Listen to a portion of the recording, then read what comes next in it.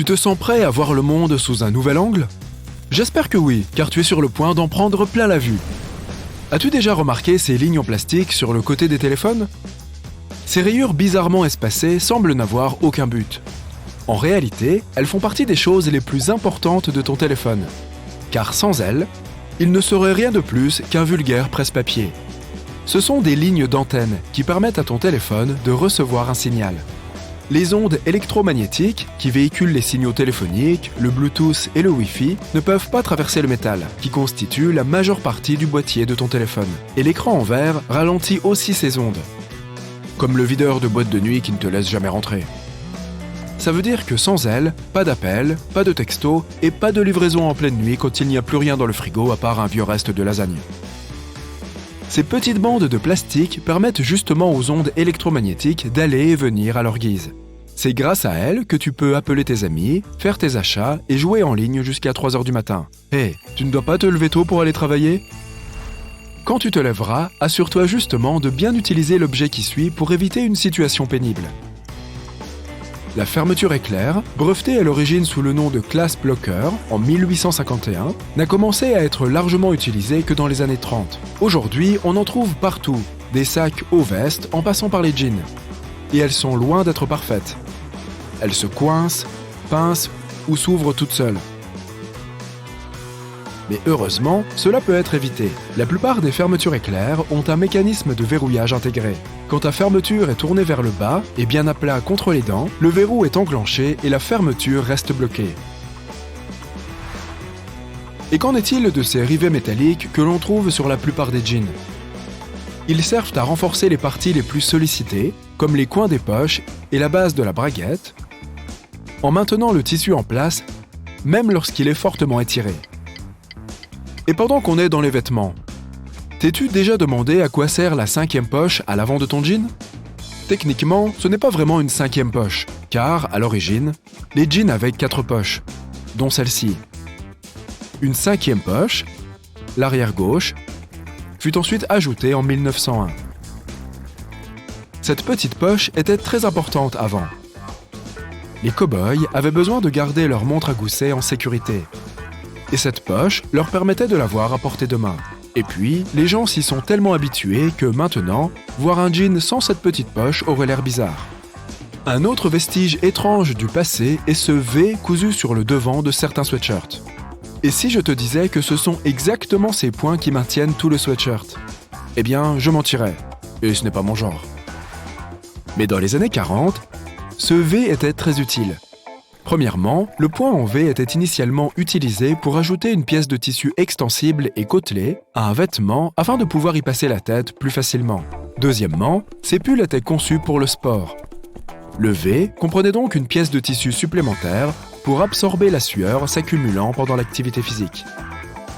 Une fois les tissus extensibles devenus plus absorbants et plus faciles à trouver, le V a perdu son usage traditionnel. Mais, comme la petite poche du jean, on s'y est habitué, et ça nous rappelle nos aïeux à grosse tête qui ne transpiraient visiblement que sous le menton. S'il y a bien un endroit où tu ne verras pas beaucoup de gens en sueur, c'est sur un parcours de golf. Ce sport a été inventé au XVIe siècle en Écosse. Au début, les balles étaient parfaitement lisses, mais à force d'utilisation, elles finissaient toutes cabossées. À un moment donné, les golfeurs ont découvert que plus elles étaient abîmées, plus elles volaient loin. Des fossettes y ont donc volontairement été ajoutées dans les années 1900, quand on a découvert qu'elles réduisaient la traînée aérodynamique qui ralentissait les balles plus lisses. Ceci permet également de mieux les contrôler. Mais elles ne sont pas toutes égales. Le nombre de fossettes peut varier de 300 à 500. Une entreprise produit même des balles en contenant plus de 1000. Un petit peu exagéré, non ? Un petit rafraîchissement après une bonne partie de golf ? Les briques de jus de fruits, créées en 1963, sont très pratiques. Mais à quoi servent ces rabats triangulaires sur les côtés ? Relève-les et serre-t'en de poignées. Cela t'évitera de presser accidentellement ta brique et de mettre du jus partout. Maintenant, observons ces sacs à dos ayant un patch en cuir losange avec 2 ouvertures verticales. On l'appelle languette, mais aussi parfois groin de cochon. On trouve généralement ce losange sur les sacs de randonnée ou d'alpinisme car il sert à attacher du matériel supplémentaire, comme des chaussures, des ustensiles de cuisine ou un sac de couchage. Mais ces languettes sont maintenant de plus en plus courantes sur les petits sacs à dos.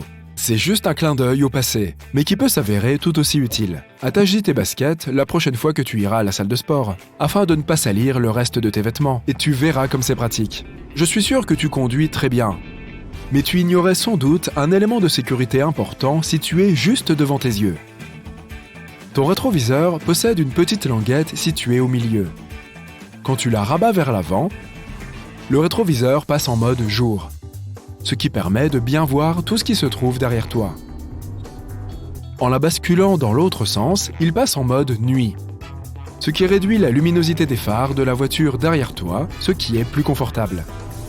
Une autre astuce pour la voiture, si tu empruntes la voiture d'un ami ou que tu en loues une et que tu dois faire le plein, la plupart des voitures sont équipées d'un indicateur te permettant de savoir de quel côté se trouve la trappe à essence. Il s'agit d'une petite flèche pointant la droite ou la gauche de la petite pompe sur la jauge d'essence. Cette flèche montre de quel côté se trouve le réservoir d'essence. C'est plus pratique quand tu dois choisir ta pompe.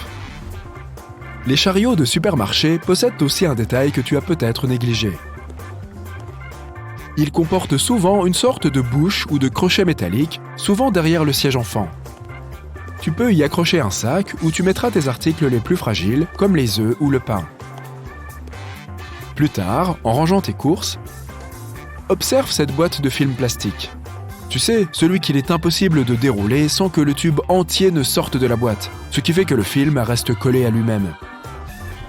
Regarde à chaque extrémité de la boîte et tu verras de petites languettes que tu peux enfoncer. Cela te permettra de maintenir le rouleau en place afin de pouvoir tirer plus facilement sur le film sans faire de catastrophe. Ça marche aussi avec les boîtes de papier d'aluminium. Maintenant que tu peux dérouler du film plastique, essaye cette astuce. Sépare ton régime de bananes et recouvre chaque tige d'un morceau de film plastique. La tige libère un gaz appelé éthylène. Lorsqu'il atteint le reste de la banane, il pousse le fruit à mûrir et ce dernier deviendra noir. En enveloppant les tiges, les bananes dureront plus longtemps. Et pendant que tu es dans ta cuisine, profites-en pour réchauffer le café de ce matin. Retire juste la pellicule qui s'est formée sur le dessus.